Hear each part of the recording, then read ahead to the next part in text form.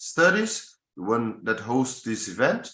And on behalf of the University of Minas Gerais, I would like to welcome our distinguished guests and our participants.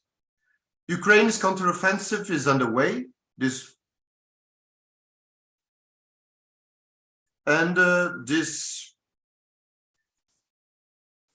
counteroffensive is underway, and this morning the news announced a new missile attack in Kyiv.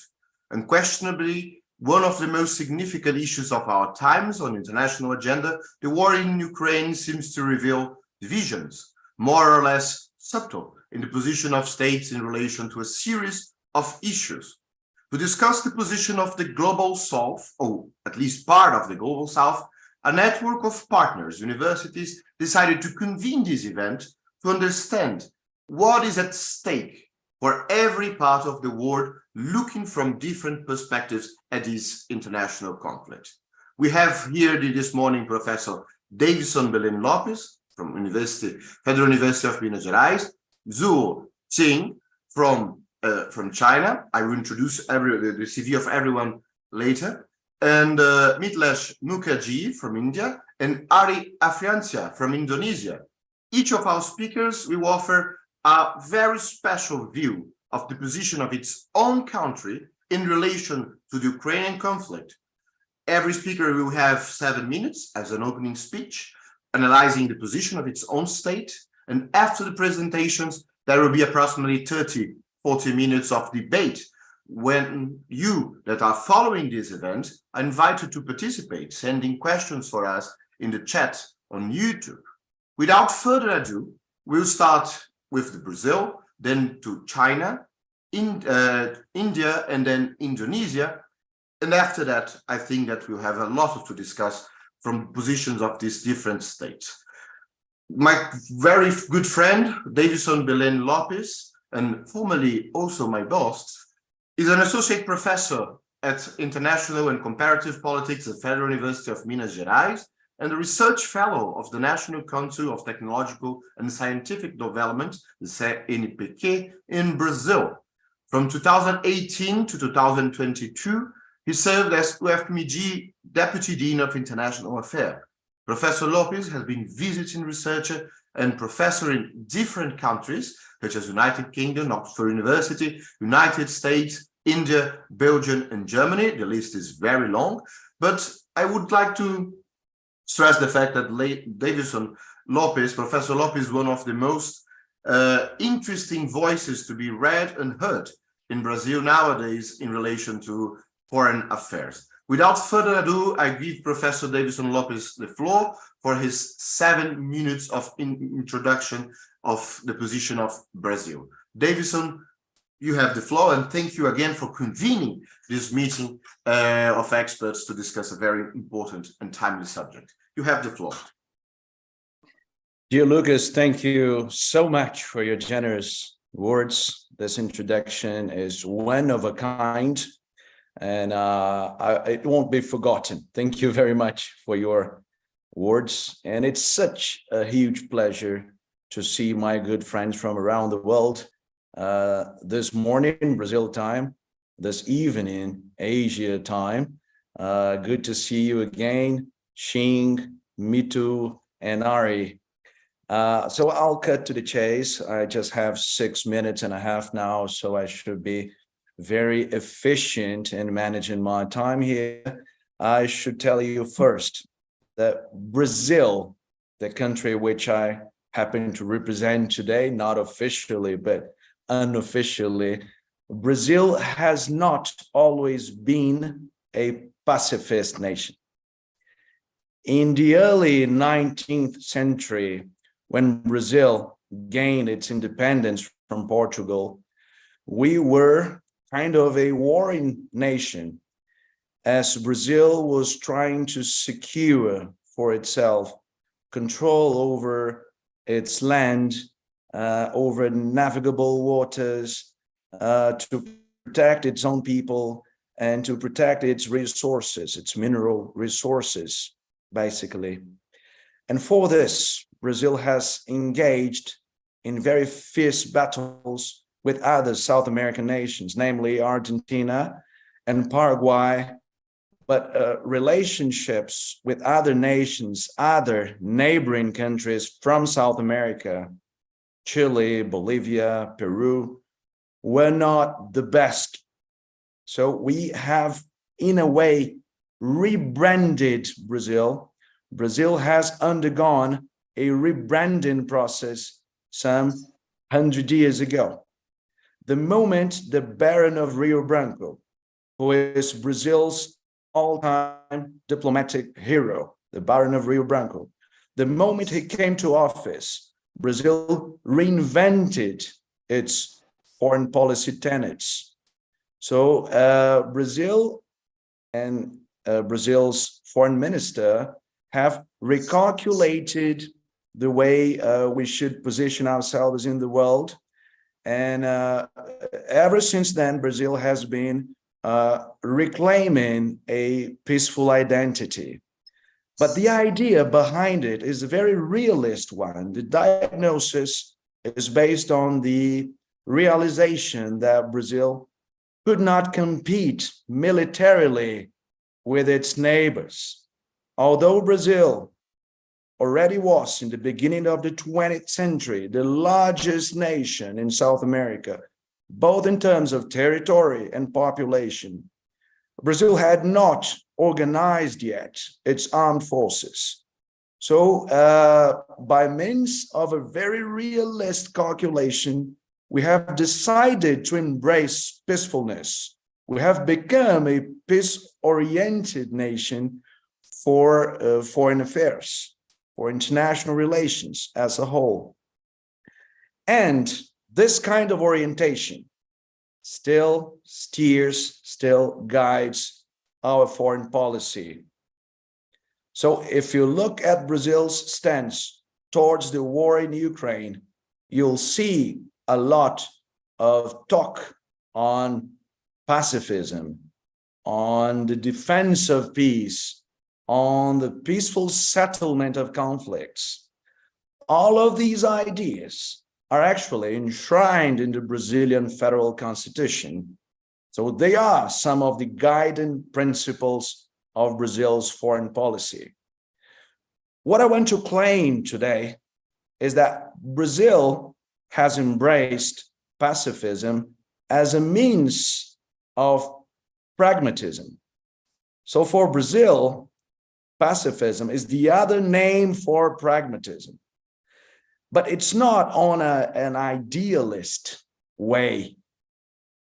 We really are calculating this position. We know what lies behind pacifism. So for one nation to reach pacifism, usually it must have a powerful army, powerful naval forces. Usually precondition for pacifism is the country relying on its own security means. So this is what pacifism for Brazilian foreign policy, this is what pacifism is all about. And in the case of the Ukraine war, mind you, Brazil has been since, I wouldn't say since day one, there was some hesitation in the beginning, but since week one, Brazil has embraced this neutrality position, this pro-neutrality view for the conflict. It's a very pragmatic one. Brazil heavily depends on Russian fertilizers. And Brazil, as all of you know, also depends on commodity exports for its economy to keep growing. So this reliance is steering Brazil's position for the war in Ukraine all the way down. Brazil has, at the level of its Congress, a very influential, I'll call farm caucus. So a very influential rural caucus that will pressurize President Lula not to stop importing fertilizers from Russia. Because if we stop importing fertilizers from Russia, we'll have problems with our crops, and we will have to diminish our exports of soybeans, corn, you name it, to the rest of the world, especially to China. So there's a very, very practical issue behind Brazil's position for the war in Ukraine. Even if Brazil sometimes has embraced a more, over history, over time, a more pro-Western position, a more pro-West way of viewing things, of dealing with things, we have never entertained the idea of cutting ties with Russia while aligning ourselves with the West. This is not historical Brazil, I should insist. Historical Brazil is a very universalistic nation with a multilateral view of world affairs, a country that is very pragmatic in its way of handling foreign affairs. And this is why, in a nutshell, Brazil has been sitting on the fence and will remain sitting on the fence until we reach a peaceful resolution for this war. This is how Brazil should behave. This is how Brazil has been behaving. And the interesting fact to conclude is, even though there has been a changing of the guard at the presidency level, there was Jair Bolsonaro as the president of Brazil. Now there is Lula da Silva, and they are very opposite characters, very different kinds of leaders, but still Brazil's foreign policy stance hasn't changed much, has changed just a little bit.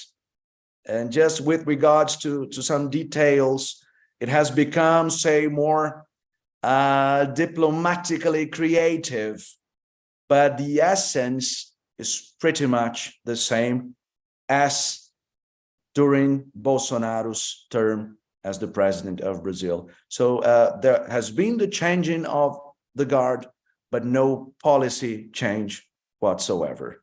So thank you very much. I think I have not spoken for more than 7 minutes, I believe.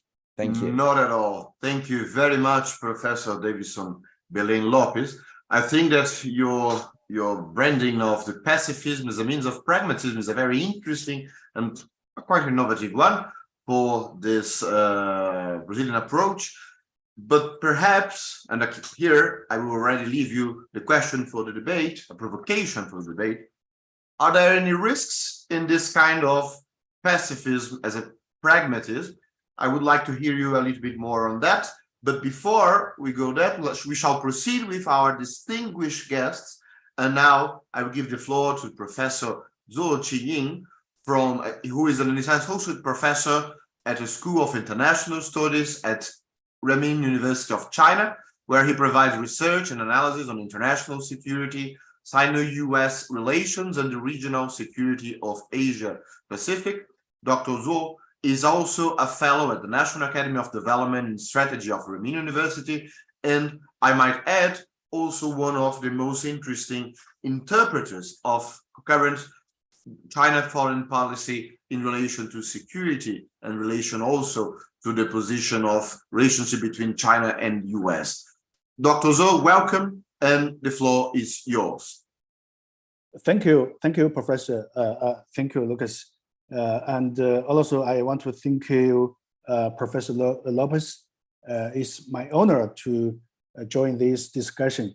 I think it's very important for this time, especially in this crucial time, with the global South to discuss about the very important issue, Ukraine war. And I think I also believe the world needs to hear from the global South, not only from the West. Here I want to share my view of China's position in Ukraine war, but it's official also. No, it's only my personal view. Actually, after outbreak of the Ukraine war, I think China, was surprised by this war, and China used a little time, to form a preliminary understanding and policy position on this war. Actually, there was also very important and a lot of debate in China in public level, and Chinese public was, very controversial in this issue.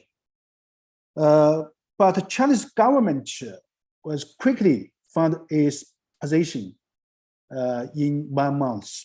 Actually, the next day, on February 25, 2022, China has a very formal policy position. The State Councilor and the Foreign Ministry Wang Yi, lay out 5 points of China's position in Ukraine war.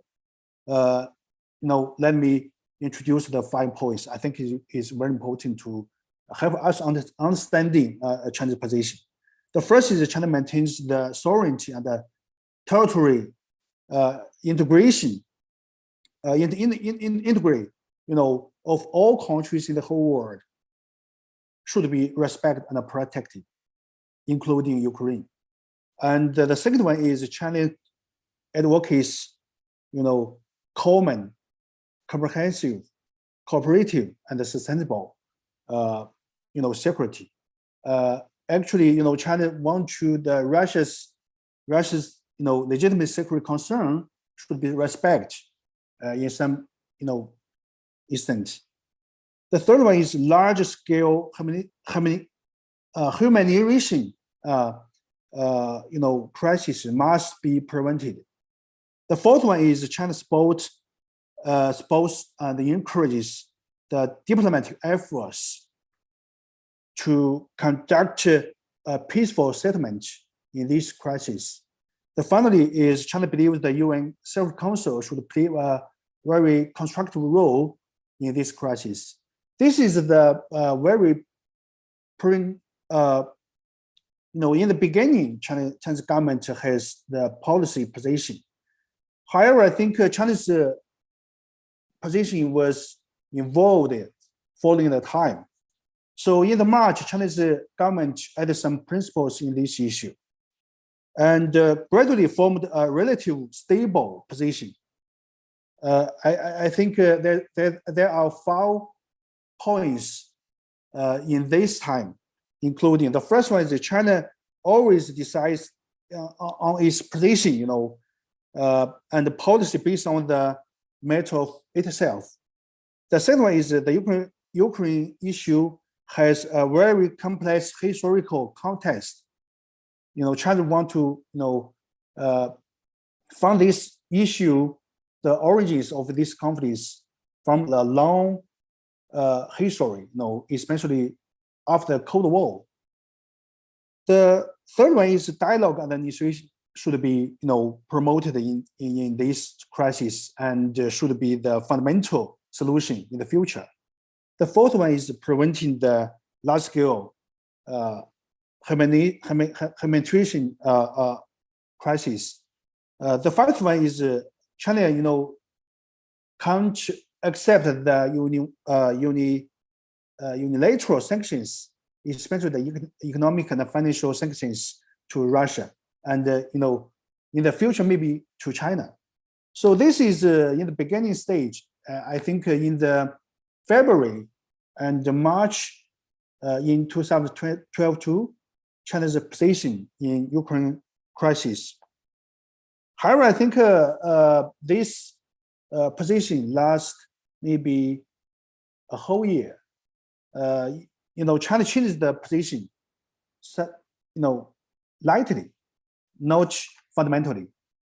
In the anniversary, 1 year after the war, China proposed a documents named, China's position on the political settlement of the Ukraine crisis. I think it's very important for China's position.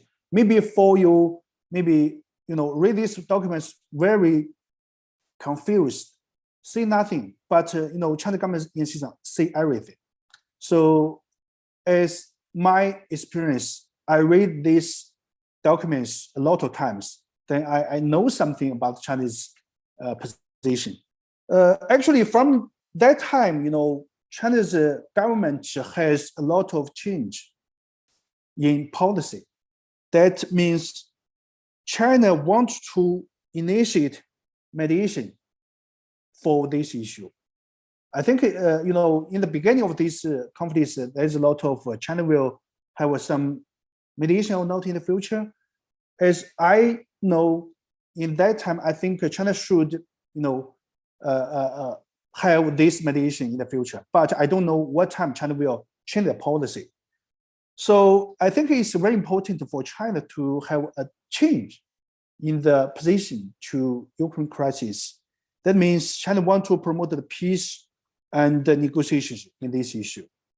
So we can follow this process and fund some, very tactical policies in this time, including President Xi's visiting to Russia, and President Xi have a telephone call to President Zelensky, and China sent a special representative of Chinese government for Eurasian affairs. In the past several months, a lot of activities, visitings to Europe and Asia countries, and to have some mediation. So I think it's very important to know China's position change. Not so fundamental, but I think there's a lot of changes. Personally, I think we can to do more observations for China's foreign policy, especially in the future several months. I think China will do more work in this peaceful settlement about this crisis. Okay, I think I stop here. Lucas, yeah. Thank you very much, Professor Zhou, for this insightful perspective. And it's very rich, and these documents should be analyzed for the future. As you mentioned, a question that just came to me when you talked, you mentioned the role of UN, and also that China is interested in intermediating the peace. How do you perceive the role of these two actors working together, working independently? How do you perceive, or perhaps how China perceives the role of the UN in this whole conflict? But I would leave this question for later, because now we are moving towards India, and we are going to hear Dr. Mithilesh Mukherjee, an independent researcher who got a political science PhD from Aligarh Muslim University in Aligarh. She has been a faculty and at the Department of Politics of International Studies, Pondicherry University. Under her interest areas of research are gender studies, Indian politics, and international relations. Dr. Mithilesh, it's a pleasure to have you here and to hear you and your perspective on this conflict. The floor is yours. Thank you so much, Lucas Lima. It's really, really great pleasure to be here on this discussion. And I would like to thank my dear friend, Davison, and for having me here, and Eddie for making me part of this discussion. It's really an honor and a great pleasure. So here I would like to discuss this topic, Ukraine and Global South, first in general, and then Indian perspective on Ukraine war. So if you see very recently, the Global South and its response towards Ukrainian crisis has been a center point of many discussions. So it's a very pertinent question that why does all of a sudden this Global South response towards Ukrainian crisis matter to the West? Because initially when this war was in its initial phase, I don't think West has thought so much about the response of Global South towards this crisis, because they were they looked very confident and they looked very satisfied in terms of its own unity in response to the Russian invasion. And they believed I guess they believed that Russia was isolated. But the crisis did not settle down, and this now this is an emergent realization of the West that the global South is not supporting Ukraine in its entirety. So now this has become a matter of concern or a point of discussion among so many academicians, that why Global South has not been so supportive of this Ukrainian crisis. Because whenever we talk of international relations, there are two basic theories on which we talk. One is idealism and one is realism.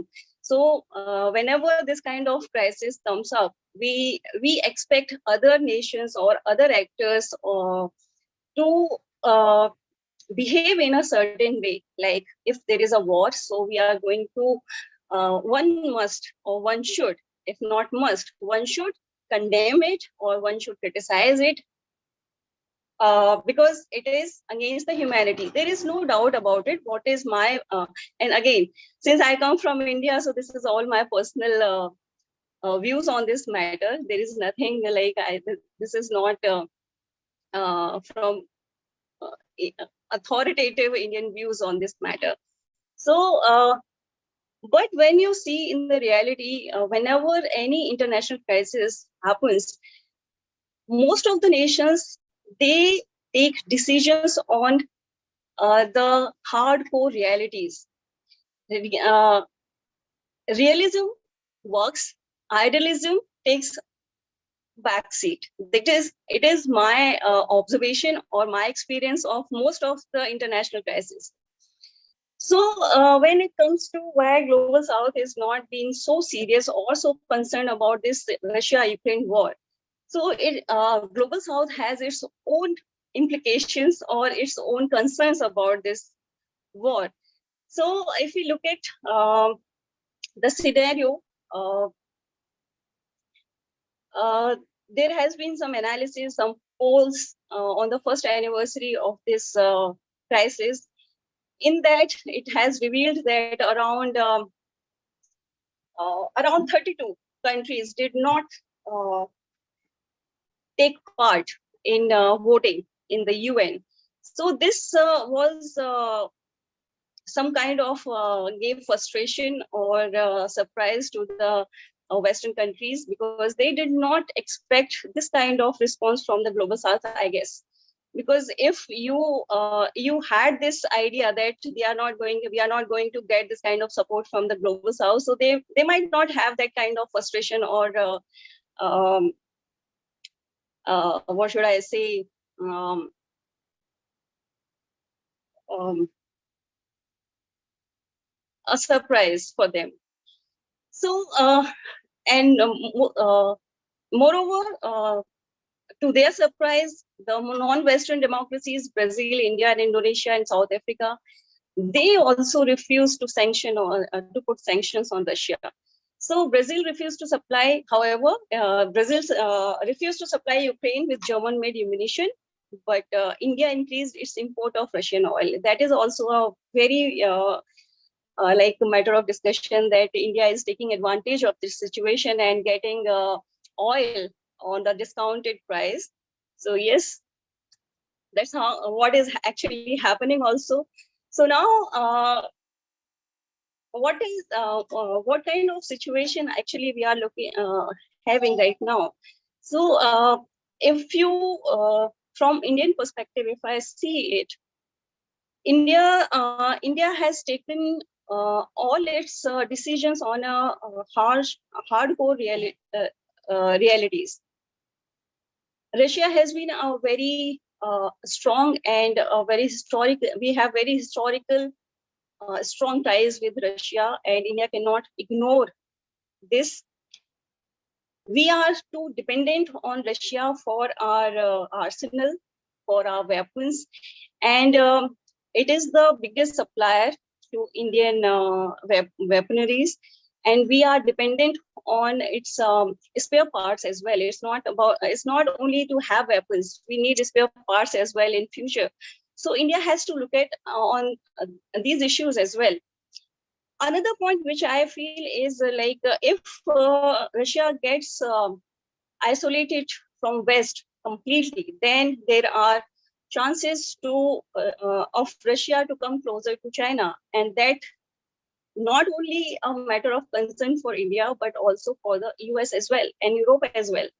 So that also India has to keep it in its mind while taking any decision. So I would like to use that phrase which Davison has used in his remarks, that Brazil is not a pessimist state. I guess India also is not a pessimist state. India is taking decisions wisely and very cautiously, very cautiously. So it's not easy for India to take sides of this country or that country. India is now a very close partner, has very close partnership with the US as well. And US is also understanding this fact that India cannot avoid or cannot condemn Russia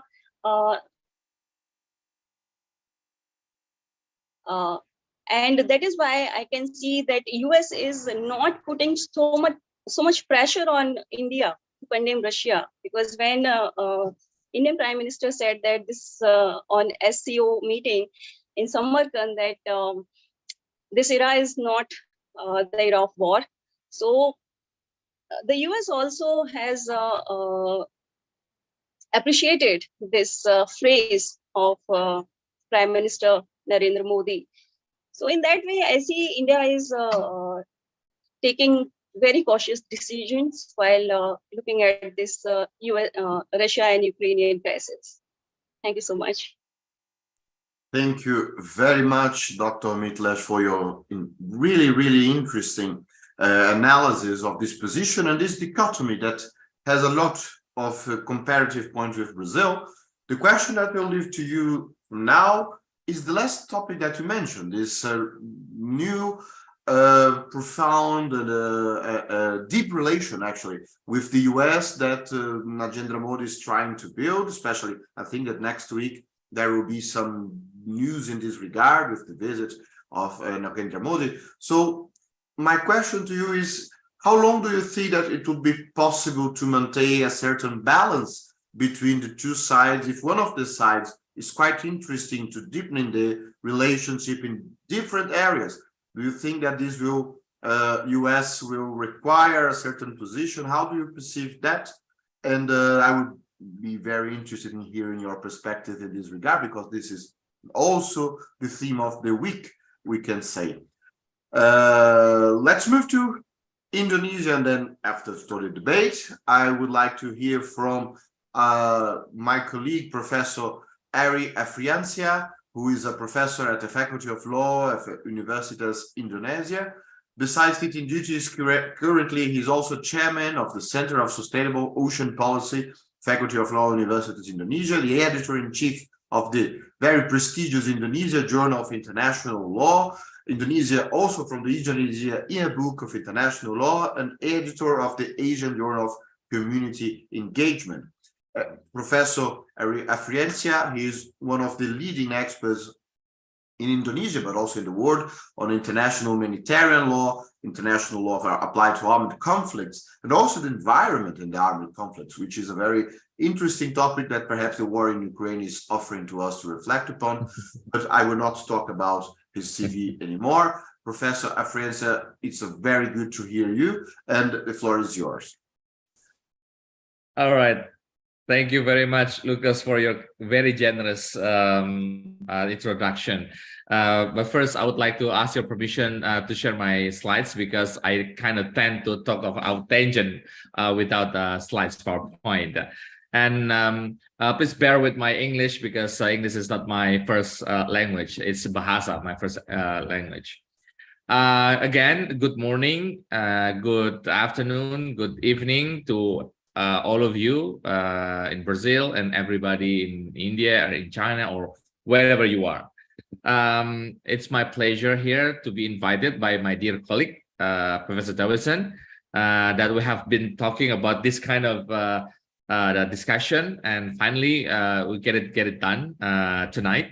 It has been a very interesting so far, and I hope I can give you some of the experience or the view from Indonesia. And I would like to have a disclaimer that my presentation does not reflect on any opinions in Indonesian officials. So for those who are not familiar with Indonesia, I would like to give you the geographical context that there are Indonesia way far away from Europe, and we're located in the Southeast Asia, where we're we're well known of Bali, you know, the island of paradise, and we are pretty much close to Australia, and also about the southern part of China. And the small round there, I try to make it a approximate location of the conflict that we are discussing right now. It appears from the geographical context is very far away, and indeed to us Indonesian, the conflict is not well direct impact on our daily life. However, in terms of our international diplomacy, international relations, it has been a heated debate, especially with the position of Indonesia. Again, if Brazil have the constitution saying that you are a pacifist country, Indonesia itself, a part of the third world decolonization, we stated in our constitution saying that the freedom, the independence is the basic rights of every nation, and we are very supporting of non-intervention among the countries. And Indonesia have the free and active foreign policy, so we are not in a position of having any affiliation or any closeness to any country. So we deem all country is our friends.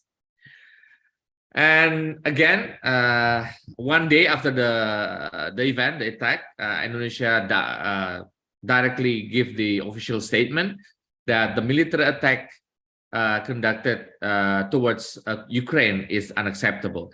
This is stressing Indonesia's position that unlawful use of force should be deemed as the violation of international law.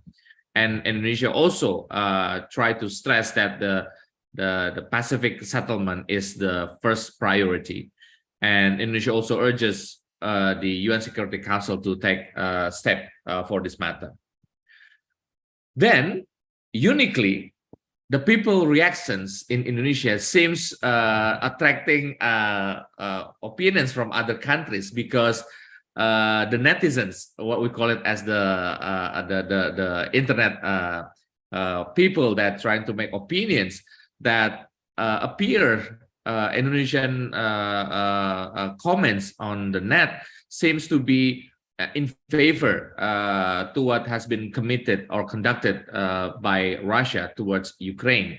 And it has been a great debate among the scholars and the analysts, saying that why is this condition also reflects to the Indonesian official position, or this is only the reaction of the people looking at the global facts that maybe happening in other world can be different to another place, such as maybe the ones that happening in Europe could be completely different what's happening in the Middle East, for example.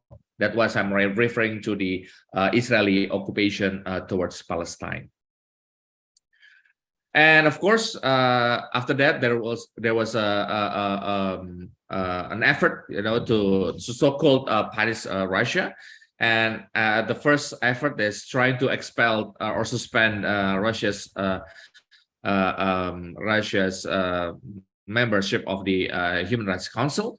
And at that time, Indonesia chose to abstain together with other 58 countries. And the reason for this position is that Indonesia needs to have a really careful consideration before we take any action towards both countries. And we are really looking at the more impartial assessment toward the situation. And our foreign minister, Her Excellency Retno Marsudi, has been active, in campaigning, trying to make peace of this situation. And this has been the relations with the Indonesia's chairman presidency on the G20, because at that time there was a worry that the event in Bali would be sabotaged because of some countries' rejection if Russia came to Indonesia and nobody will come. And this is one of the highest gambling that we ever conducted, that our president, at the midst of the conflict, went to Ukraine and went to Moscow, trying to become an honest broker, to trying to explain and try to persuade the both parties, try to get a reasonable solution. Unfortunately, despite this successful mission, there's nothing significant happen after that. However, some people also consider that the event G20 meetings also successful, they conducted, and many of the leaders came to Bali, and again we discussed the matter during the summit in Bali at that time. And after that, lately, just early this year, Indonesia, try to make clear its position of not to supporting any unlawful acts against the international law by voting yes to the latest resolution by the UNGA. And we need to have a more respectful on the rule of law, especially with the human rights. And again, encouraging the two parties, try to make a negotiation into the first option. And of course, Indonesia will try to make this situation into less violent, and we're trying to make a conducive situation in achieving peace. Of course, we try to make any reasonable effort to do this. And this one I quote from the Indonesian Minister of Foreign Affairs website. Interestingly, that I also have discussed before with previous speakers, that economic impacts also have occurred in Indonesia, despite that it's not so directly in the early times. However, lately, now we're becoming more affecting, especially to the energy and food sector. Like David have said, we also imported huge numbers of fertilizer from Russia, and it increases the price of food. As from Ukraine, we heavily imported wheat as the main ingredient for our noodles. Noodles in Indonesia is, I think, second as the main meals, and also the first product of Indonesia to export to many countries. The Indomie is very well known overseas as our exports. And of course, as a consequence, the government of Indonesia need to have a more heavy subsidy to its fuel prices and other logistics fees or other expenses. Lastly, the last event that happening just maybe weeks ago, that Mr. Prabowo's peace proposal. He is our defense minister, and he was talking to the Shangri-La Dialogue while he's proposing the peace plan for the Ukraine-Russia conflict. However, unfortunately, Western countries, especially, of course, the Russia and also Kiev, saw this proposal as bizarre and also it's inapplicable. They said it will not be something that we can adopt in the near future. In fact, there's a saying that from the South China Morning Post saying that some observers look at this gesture as a global South of, if I quote, do not see eye to eye with the West, us versus them, or good versus evil narrative of the conflict. Just because Mr. Prabowo was saying that we don't want to blame anybody. So this is something that very interesting to discuss. In a conflict, should we blame one of the party? In fact, the interest is so much differ from one to another. So finally, my final notes that Indonesia remained consistent to reject any violation towards states' territorial integrity, and the use of force needs to be conducted under the basis of Article 51 UN Charter as the exception to the Article 2, Paragraph 4 of the UN Charter. This ongoing conflict shows clearly how states' interests illustrates the current global politics.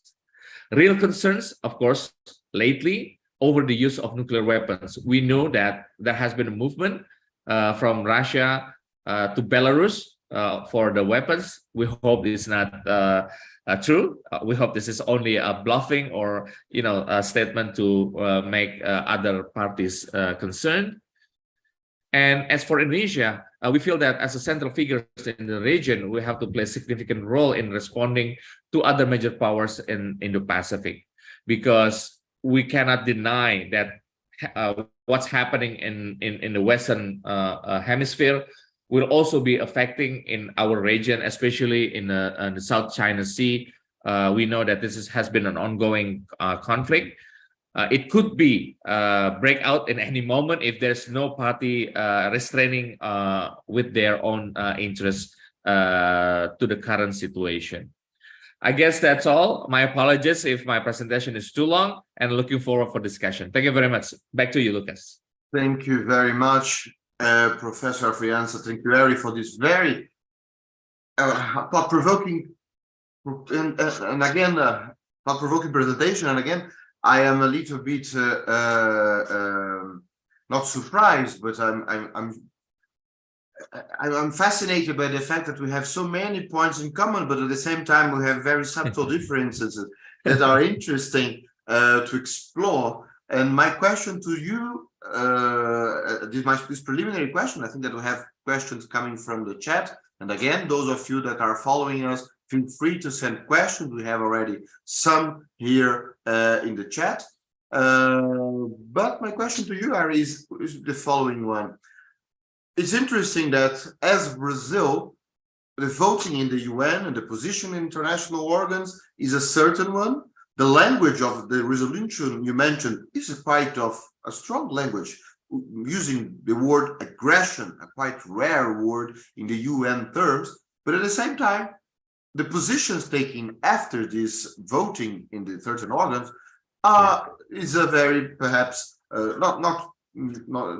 it's a nuanced position that are different different implications and can be perceived as some neutrality. Well, that's changed depending on who is telling the story. How do you perceive this voting and also the position that in practice sanctions, etc., we react? Professor Davison, before giving the floor to the speakers for the first round of questions, I have a second question to all of you that it would be interesting to hear, and please feel free to add others' commentaries. I will give the floor to each of you in the order. But there are three things that emerged in the four presentations. First, all the countries, all the countries of the global South mentioned here, they are working for peace. They are interested in having peace, and they are stressing some values. Peaceful settlement of disputes. So they are, to a certain extent, reinforcing a global order that some values of a global order that is there since the 1945, which is interesting. At the same time, this position of that's my second observation. The position of these four countries, which I would say are very important countries, are contributing to nuance unique narrative. There is not only that point emerged more clearly in Ari's presentation, but it was there in all the presentation. Since all these states are contesting part of the narrative, us versus them, good versus evil, perhaps these common positions are contributing to attenuate a certain narrative, a certain majoritarian narrative.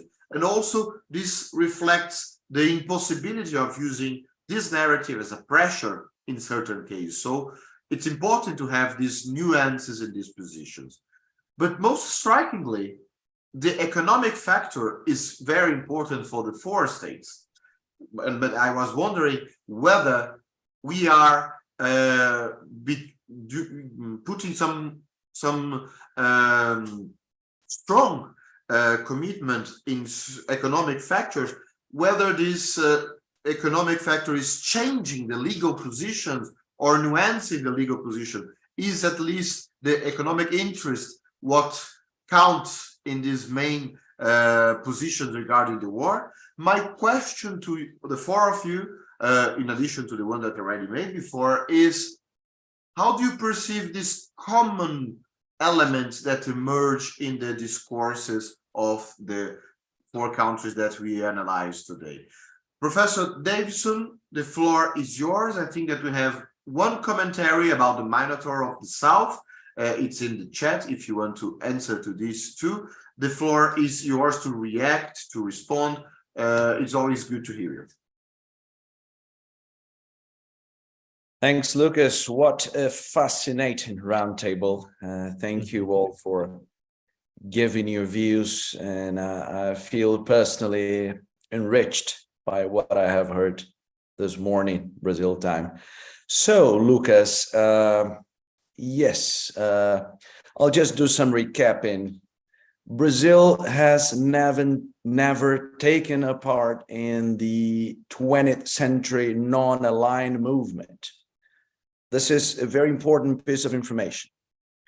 So the way the Brazilian diplomacy has framed the world conflicts has not mobilized these kind of lenses as our primary lenses, but Brazil likes, or the Brazilian foreign policy making elite likes to entertain the idea that there has been for a long while a north-south divide.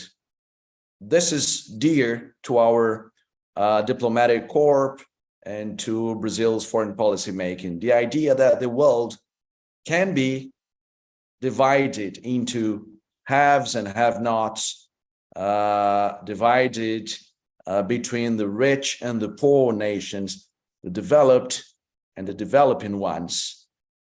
So the economic factor has been behind every decision taken by the Brazilian foreign policy making machinery. It's a very decisive factor for Brazilians. And for one very direct reason. If you take figures from the year 2022, Brazil has more than 30 million people, 30 million citizens starving. Brazil has more than 100 million people facing on a daily basis some degree of food insecurity.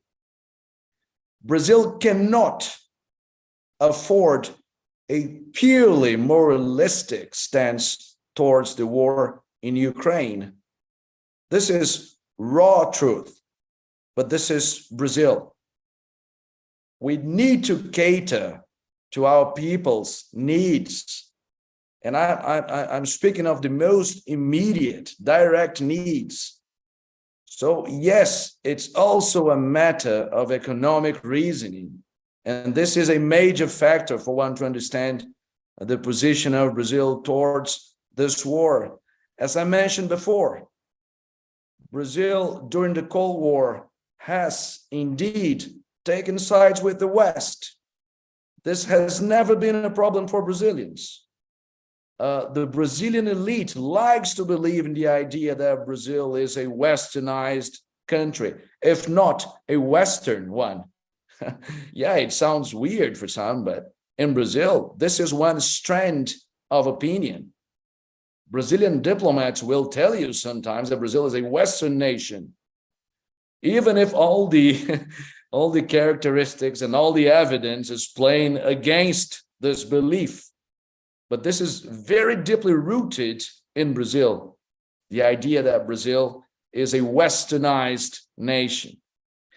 So in order to escape this kind of identity conundrum, the current administration is framing this dispute on grounds of humanitarian concern. Of course, there's a legal discussion, which is also very dear to Brazil.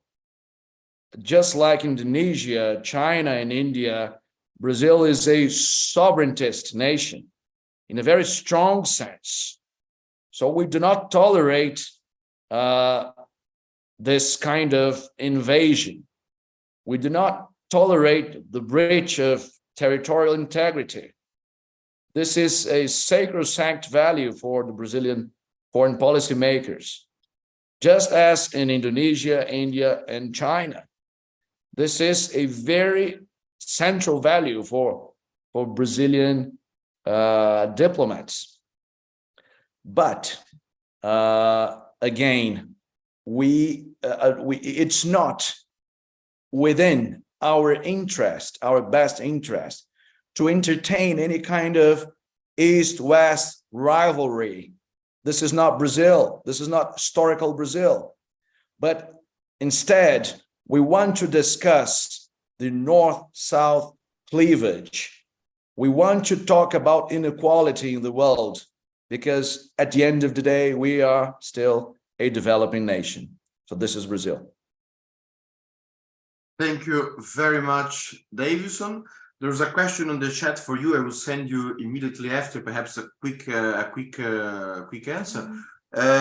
Luis Silva is asking you about Brazil's recent split position on the worker situations in Belarus. Do you have any take on that? And also, perhaps a question to all of us to reflect upon. Malte Schulze asking about the would a peaceful resolution include concessions of Ukraine's territories to Russia? This is $1 million question, Malte. But we can also have an opinion on that.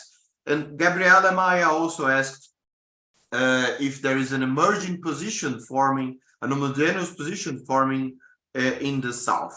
Davison would like to have a quick answer on that.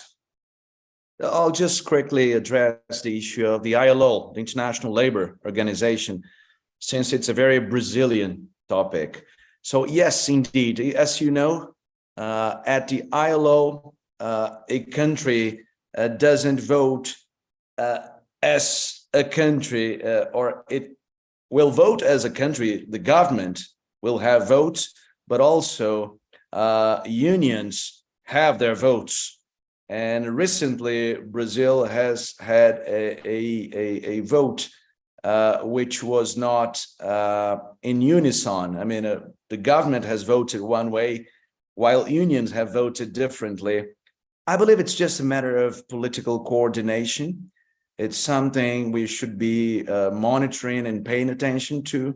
I don't think it's a big deal. But yeah, it has happened. So it's good that it's been noted by the audience. That's what happened. Thank you, Davison. Professor Zhou, the floor is yours to address the questions that we already elaborated. Thank you, Lucas. I have two questions to answer. The first is proposal for you, and my answer is China supports the core roles of the United Nations. And but I think in this period, the UN was divided seriously. So I think it's very hard for cooperation in UN now in this time. But in the future, maybe China's mediation will play a critical role, and China maybe in the future China can cooperate with all the global South, especially and plus maybe Brazil, India, and Indonesia. All the global South, especially the major countries, maybe have some cooperations to promote the peace settlement in Ukraine. I think it's very constructive and is very important. This is my answer for your first question. The second question I want to see is, China's foreign policy, there is a core principle that is interdependence foreign policy for peace. This is the core value, core principle in the past several decades. I think China insists on this principle, especially the maybe for 40 or 50 years, and origin from the founding of this country over 70 years. So I think this is very important for China, for the independence and for peaceful foreign policy.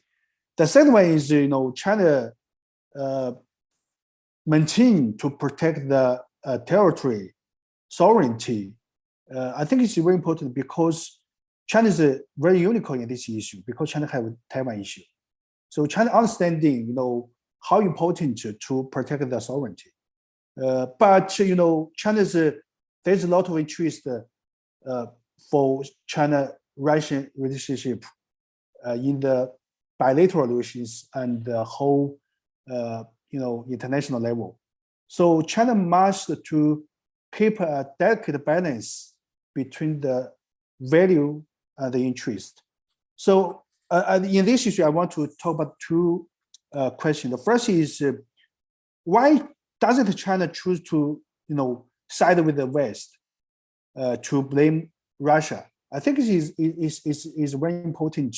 Actually, we four countries face the same dilemma in foreign policy.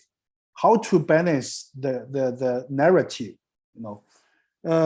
as my answer, I think personally, I think three important factors. The first is China-Russia relations have their interdependence. Is not affected by the Ukraine crisis. That means, China-Russia relationship keep very stable because it's very crucial for China. The second is even China to cut to demands of the West to blame Russia.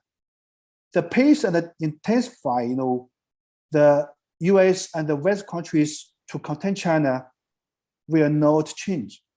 This is a common sense for China.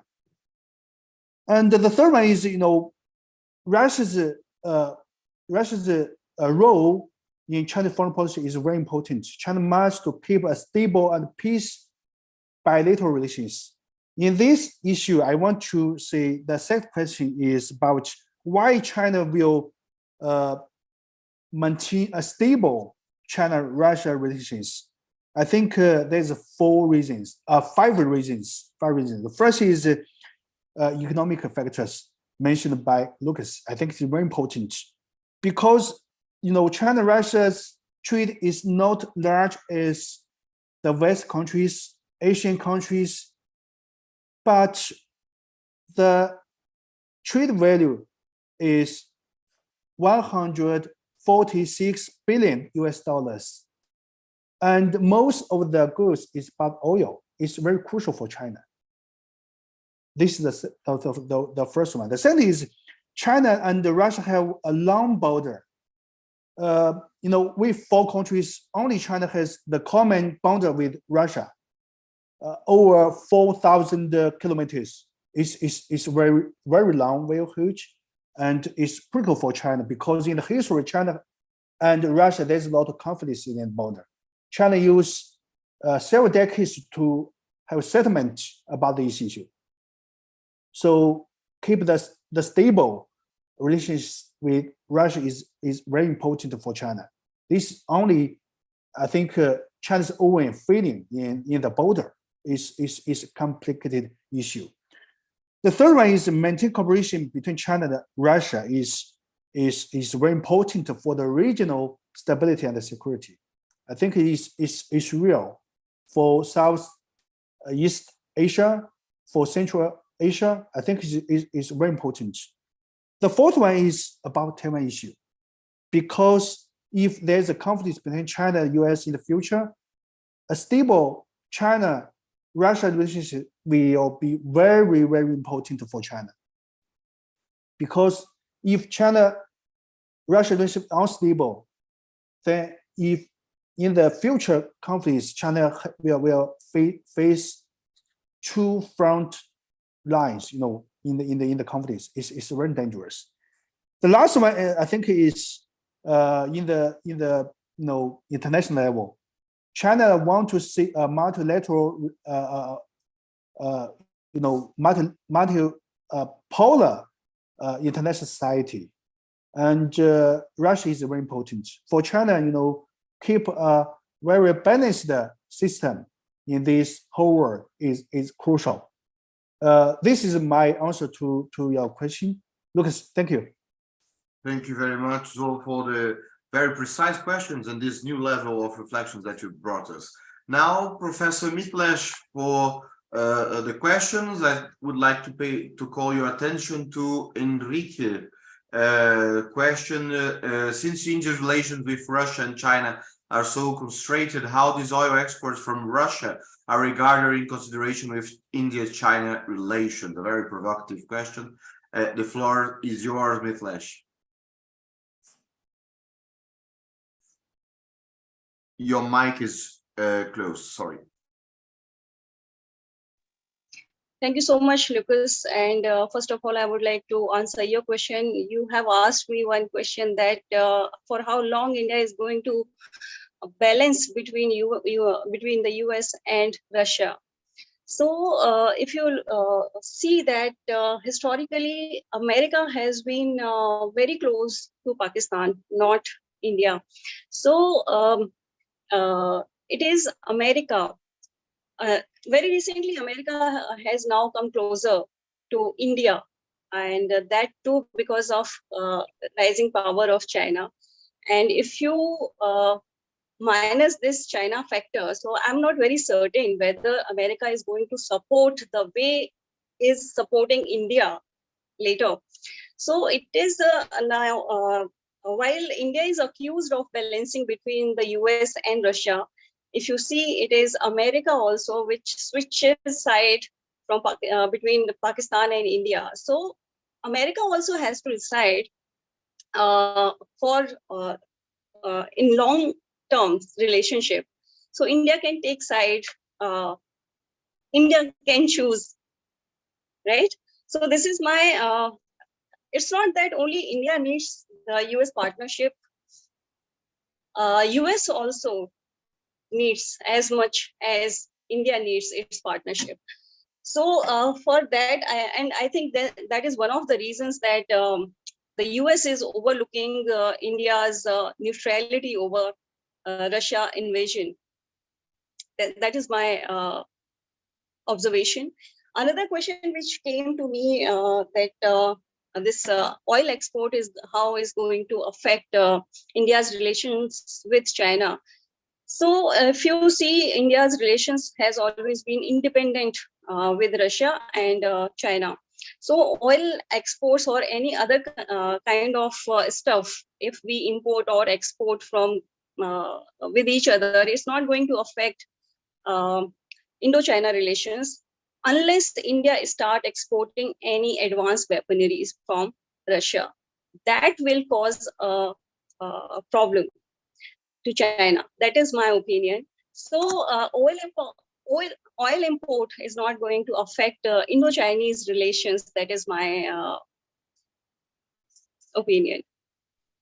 Thank you, Miflet. Let me add you a question, since you touched on this point, the question of Gabriela. Do you think that a common position is forming in relation to countries of the global south towards the war? A global, okay, sorry, let me rephrase. Do you think that our homogeneous position from the South is forming right now, or you see more differences than commonalities in the positions of states? I No? couldn't get the question. No, I'm sorry. No problem. I will write to you, and if you have time, you enter the debate. Let me give the floor to Ari for his take on the questions framed here. Ari, the floor is yours. Thank you, Lucas. I would like to respond to your first comment on the gesture on voting and the fact of the subsequent gesture of the state. I guess, well, again, I can only talk this from my observation for Indonesia. And I think it's going to apply as well to maybe some of other countries. In this very interdependent situation, relationship, I think everybody or every state is trying to save themselves, try to secure their own national interests. I think when Indonesia is saying that we are a free and active foreign policy, meanings that our national interest is our priority. So we will take on every decision, every action towards other countries will reflect on how is our national interest. Would it be the benefit for us or not? Yeah, because it will not be our position for harming our national interest. And if we know that there is a better solution for our people, for our economy, this is something that we would like to pursue. Not to mentioning that we are a selfish country, no, but we are trying to make the stability of our domestic first. Then, if we are able to stabilize our domestic situation, then we can discuss with other countries as well. This is going to be the relations with other countries in the global south. I think everybody's having their own impact from this conflict, different from one to another. But the point is, everybody is hurting. And when it comes to the economy, I think everybody would agree to secure their interests in different way. So I guess in terms of homogeneous position, I think everybody wants to be happy. Like Dawson said, that we are all pacifists in this case. We want to be peace because we want to be live in harmony, because we don't want to have any disruption, despite that the tendency of countries trying to expansive, trying to be feeling better from one to another. So I guess this is something that we need to anticipate, especially in our own region in the Southeast Asia. We know, again, I have to mention that the situation in the South China Sea and also in the Taiwan Strait is something that really concerning if there's no conflict management here. So I guess let's hope it's not happening. However, if it is happening, then Indonesia need to be ready, whether to which position that Indonesia be, whether it's still keep neutral or something else. Thank you. Thanks, Ari. I agree with you, and I think that you touched a very sensitive question, that is to what extent what we are doing in relation to Ukraine is a model to other different sensitive situations in the world. I of course could continue this debate. Let me give the floor. I don't know, do you get the question, Mythflash, that I sent you written in the chat? Would like to? I'll just.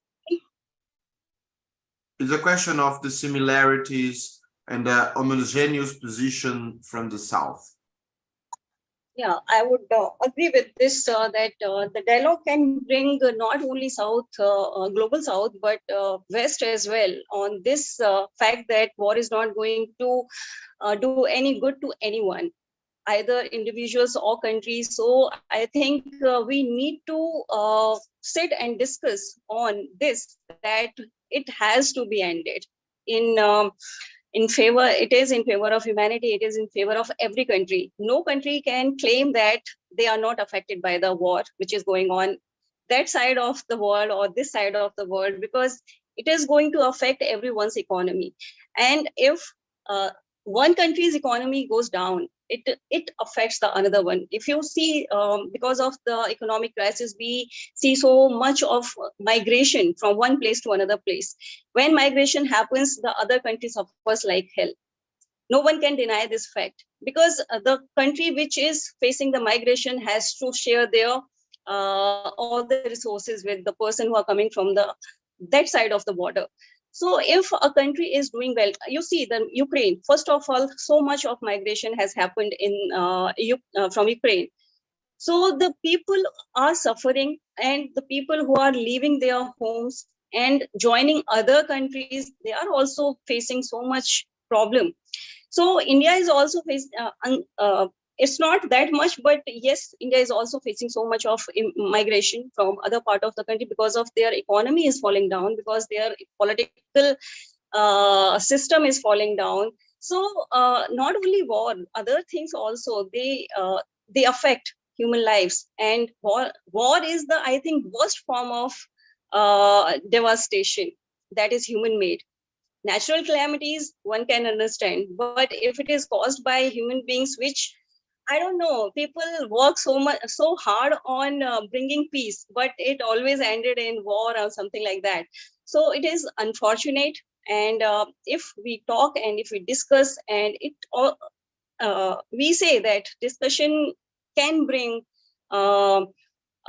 any solution to any problem. So I guess, yes, Global South should try to push to bring peace to that region. Thanks, Ms. Flash. I think that would be not better concluding remarks than yours. We are all looking forward to a peaceful end, for not escalation of the conflict, and reaffirmation of different values that are at stake in this conflict. I'd like once again to thank you all for staying with us, our distinguished guests, Mitlesh, Zo, Ari, and of course, Professor Davison Belén Lopez, that organized this meeting together. I'd like to thank Ricardo Bruno for the kindness of helping us in this support, technical support from the university. And we are looking forward to the new developments. Thank you all, and I hope you enjoyed as much as I have this fascinating discussion. We have much more to continue discussing. Thank you very much. Have a lovely day, evening, or afternoon. And we are hoping to continue the discussion with you all. Thank you very much. Thank you very much. Thank you, Lucas. Lucas. See you. See you. See you. Thank you. Bye-bye.